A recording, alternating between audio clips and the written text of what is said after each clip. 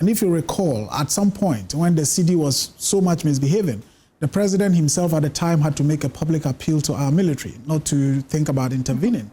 And President Mahama, former President Mahama, then candidate Mahama, had to make the same appeal.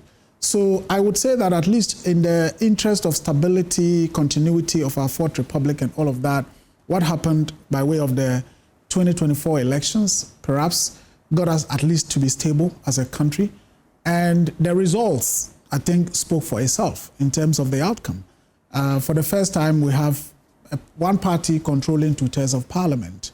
We have, a leader who won so overwhelmingly. So in terms of the endorsement, public support, and then all of that, I think President Mahama has it all. And as you rightly said, for the first time, we have a female vice president, and that means something in terms of the women empowerment, the gender dynamics of our governance and all of that.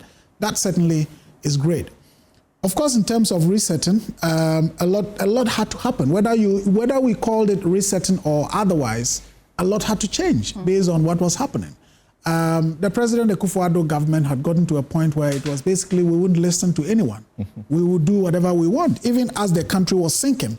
It was almost a case of we are doing what we want, to hell with you.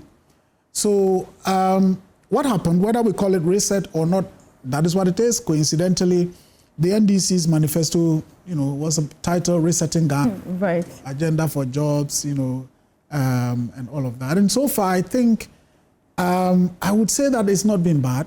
We've seen some positive developments. But for me, I think that the signals to take us to where we should be, we are yet to see that.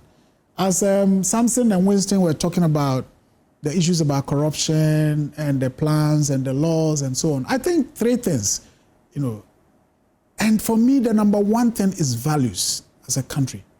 Something, I think you call it ethics. That's why you are introducing ethics as part of this framework that is being developed. And then, of course, systems. And the third, for me, would be the laws. If the values are not there, the systems are not there, we can have 10,000 laws. It won't work. Because at the end of the day, the person going to make the arrest is somehow implicated or conflicted because they themselves have to also find a way out.